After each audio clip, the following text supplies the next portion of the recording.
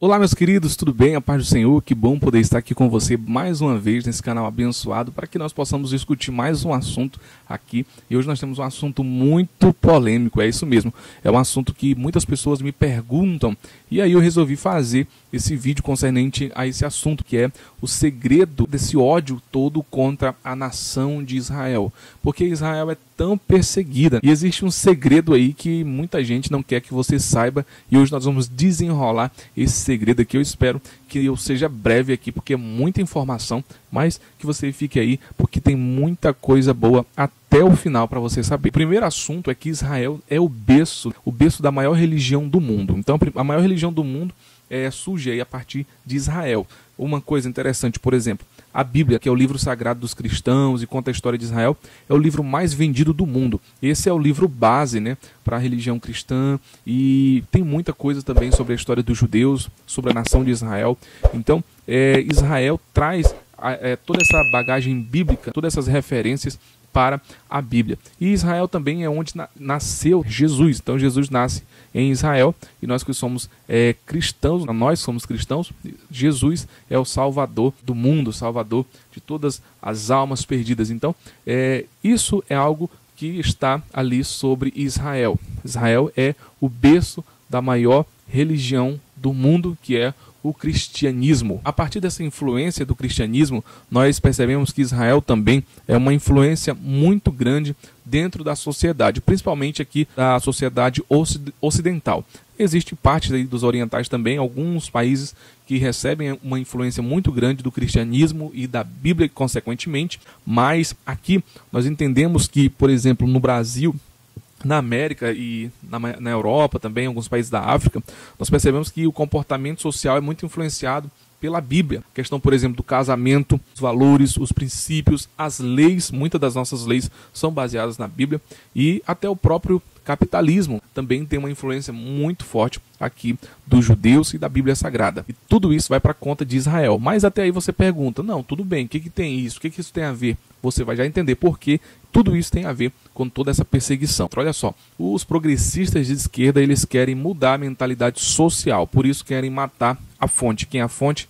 É Israel. Então, se Israel ela é a fonte de todas esses princípios, esses valores, é a base da fé que nós cremos, né, que nós cristãos, nós cremos, então, o que acontece? E toda essa base eles querem destruir. Então existe aí uma agenda progressista aqui que é destruir tudo isso. E quer acabar com os valores, com a igreja, com a moral, com a ética, com tudo isso que a Bíblia prega e os cristãos acreditam. Então, a partir disso, destruir Israel é um ponto bom para que eles possam aí ter um avanço. Então, por isso que eles sempre estão do lado do contra Israel. Os progressistas de esquerda, enfim, estão sempre contra a nação de Israel. É tanto que, por exemplo, Karl Marx, que é aí a grande influência desse pessoal aí de esquerda, desses progressistas, ele era contra totalmente aí o cristianismo, contra a Bíblia, contra, na verdade, qualquer tipo de religião. Ele falava contra a religião. E todos esse pessoal aí que segue ele nesse sistema, eles pensam da mesma forma. Então, estou falando agora aqui sobre o sistema mundial, na verdade, esse sistema que é contra as coisas de Deus, que, claro, existe algo maligno em tudo isso, claro, com certeza, isso aí é regido por algo espiritual maligno.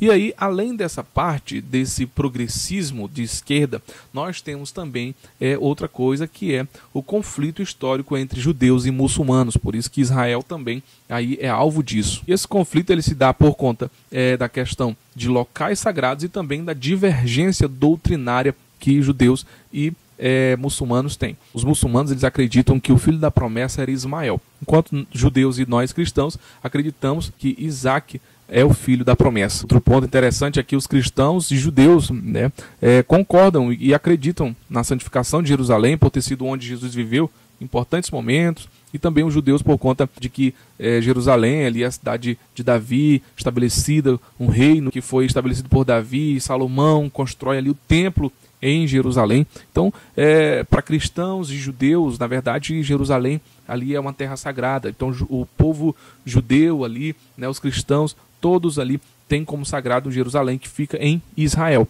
E também os muçulmanos, eles acreditam ali que é uma terra santa também, por conta de que o grande líder, precursor aí dos muçulmanos, que é Maomé, ele peregrinou por aquela região, foi, como eles dizem, né, que subiu ao céu e tal. Em cima daquela região eles criaram ali uma mesquita, então eles acreditam desta forma. Então aquela região ali é uma região muito conflitada, principalmente pelos judeus e muçulmanos. Nós que somos cristãos, nós ficamos ali mais do lado dos judeus, porque acreditamos muito como eles acreditam. Porém, já os muçulmanos, eles ficam aí numa ideia diferente por conta do que norteia a fé deles ser totalmente diferente do que nós cremos. E aí no meio disso tudo tem os islâmicos radicais que se levantam. Os islâmicos radicais são aqueles, né, que se levantam aí com atentados terroristas, tanto contra a nação de Israel, tanto também contra cristãos do mundo inteiro. A gente percebe que eles se levantam contra toda a fé cristã, judaica, eles se levantam totalmente contra. E aí nós vemos ataques terroristas, coisa muito feia acontecendo, motivados por conta dessa visão religiosa. Então todo esse ódio ele se concentra na nação de Israel, contra Israel, ali aquela nação. Alguns querem aquela nação, querem tomar, né, Jerusalém, os muçulmanos querem Jerusalém, e aí tem aquelas regiões que ficam ali perto querendo tomar Jerusalém, fica toda essa confusão, Jerusalém, ali o Estado de Israel na defesa, e ali é palco de conflitos intensos que nós vemos sempre acontecer. Isso não é de agora, né? Nós sabemos que a nação de Israel praticamente deixou de existir por um tempo. Na verdade, ela não deixa de existir porque é uma promessa de Deus.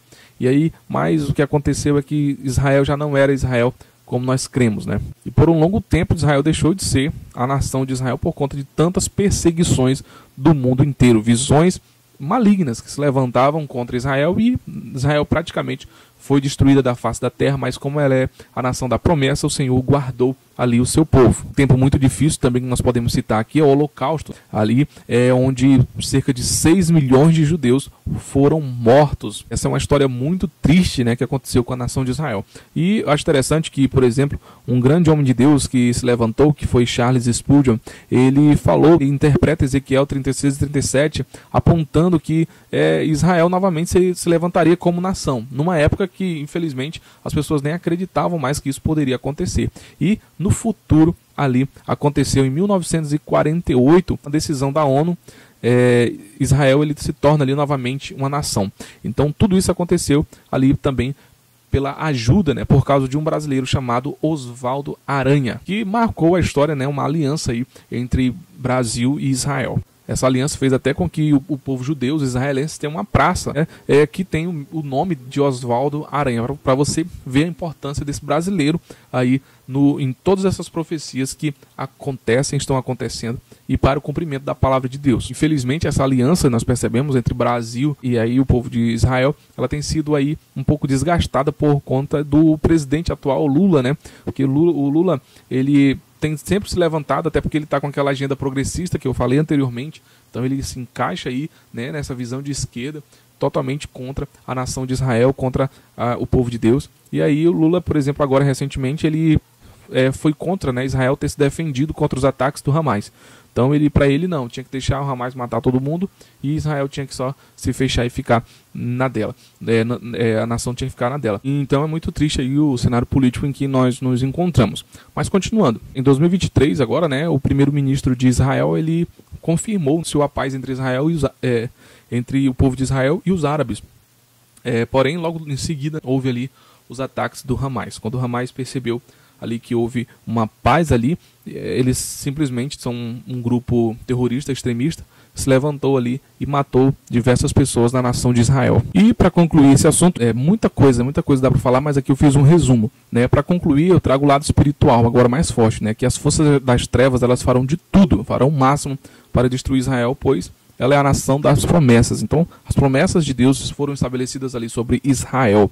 Então, Israel foi a nação que Deus escolheu para retomar o contato com o homem e nos livrar das forças malignas. Israel, ela está ligada às profecias dos últimos tempos. Então, o diabo tentará ao máximo retardar as promessas, pois ele receberá sua condenação. Então, ele vai tentar no máximo que ele puder.